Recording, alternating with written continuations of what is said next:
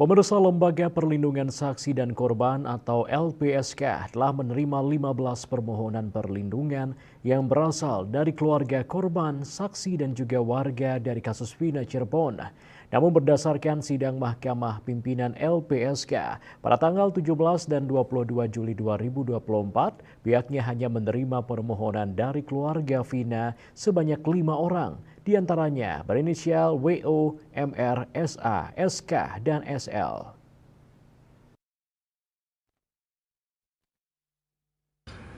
Dalam konferensi persnya di kantor Lembaga Perlindungan Saksi dan Korban atau LPSK di wilayah Jakarta Timur, Lembaga Perlindungan Saksi dan Korban atau LPSK telah menerima 15 permohonan perlindungan yang berasal dari keluarga korban, saksi, dan juga warga dari kasus Vina Cirebon. Ketua LPSK Ahmadi mengatakan mereka akan melakukan telaah terlebih dahulu agar tidak salah dalam memutuskan pihak-pihak yang bisa dilindungi. LPSK akan melakukan tahapan wawancara keluarga korban, para terpidana, saksi-saksi, masyarakat, dan pihak lain sebelum memberikan perlindungan.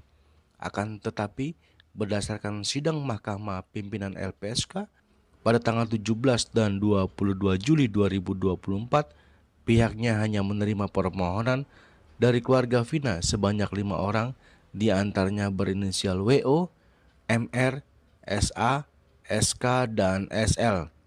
Perlindungan yang didapatkan berupa bantuan rehabilitasi psikologis bekerjasama dengan Dinas Pemberdayaan Perempuan, Perlindungan Anak, dan Keluarga Berencana Jawa Barat melalui UPTD PPA Jawa Barat.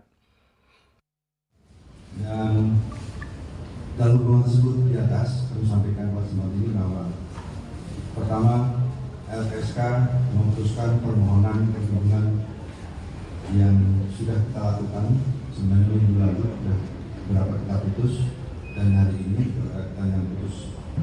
Pertama adalah menerima permohonan perlindungan dari keluarga V, 5 orang, apakah itu inisial WO, MR, SA, SK maupun SL, berupa program bantuan rehabilitasi psikologis, dan ini juga kita kerjasamakan dengan Pemprov PP3 AKB Provinsi Jawa Barat melalui PTD PPA Provinsi Jawa Barat.